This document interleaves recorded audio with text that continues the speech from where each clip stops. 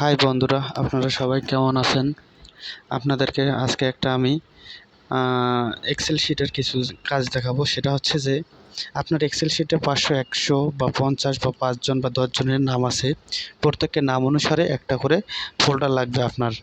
তো সেক্ষেত্রে আপনার 500 বা 100 জন বা 1000 জন লোকের যদি আপনি ফোল্ডার তৈরি করতে যান, অনেক সময় লাগবে। তো এটা আপনি শর্ট টাইমের মধ্যে নামগুলো বা নাম দিয়ে ফোল্ডার বানানোর যে টেকনিকটা, সেটাই আজকে আপনাদেরকে দেখাবো। তো আপনারা একটু মনোযোগ সহকারে দেখুন। ভালো লাগলে লাইক, কমেন্ট এবং শেয়ার করবেন। প্রথমত দেখেন, আমার এখানে একটা এক্সেল শিটে 5 জনের নাম আছে। তো 5 জনের নামকে প্রথমত আমি সিলেক্ট করব। এরপরে Ctrl+1 চাপ দেব। এখানে দেখেন কিছু অপশন আসছে। এখানে আছে কাস্টমে ক্লিক করে এই যে টাইপের ঘরে জেনারেল লেখায়, এটা আমি মুছে দিয়ে Shift+রোটেশন অন করে এমডি লিখে রোটেশন অফ করলাম। এরপরে স্পেস দিয়ে হ্যাশট্যাগ দিলাম। দেওয়ার পরে আমি এটা ওকে দিলাম। তো দেওয়ার পরে এটাকে আমি আবার Ctrl+C চেপে কপি করে নিলাম। এরপরে নোটপ্যাডে আমি স্টার্ট বাটন থেকে নোটপ্যাড অপশনটি নিয়ে আসবো। তো এখানে নোটপ্যাড লিখলে এই যে আমার সামনেই চলে আসছে নোটপ্যাড। এখানে ক্লিক দিলাম, একটা নোটপ্যাড চালু হলো।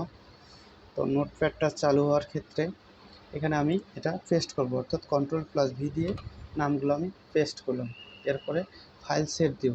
তো ফাইলে গিয়ে সেভ অপশানে সেভ করা অপশান চলে আসছে। দেখেন আপনি এটা কোন জায়গায় রাখবেন নামগুলো বা ফোল্ডারগুলো, তো সেটা আপনি সিলেক্ট করে দেবেন। তো আমি নিউ ফোল্ডারের ভিতরে রাখবো।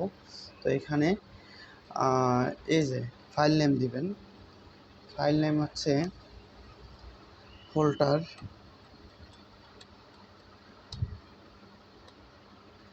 ডট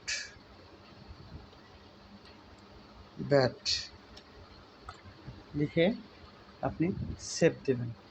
দেওয়ার পরে এটা মিনিমাইজ করে দিবেন। এরপরে আপনি যে অপশনে রাখছেন সেই অপশনে চলে যাবেন। তো আমি রাখছি নিউ ফোল্ডারে। দেখেন এই যে ফোল্ডার, এই যে দেখেন আমি যে কটা নাম দিয়েছিলাম, নাম কটা ফোল্ডার চলে আসছে। ধন্যবাদ বন্ধুরা।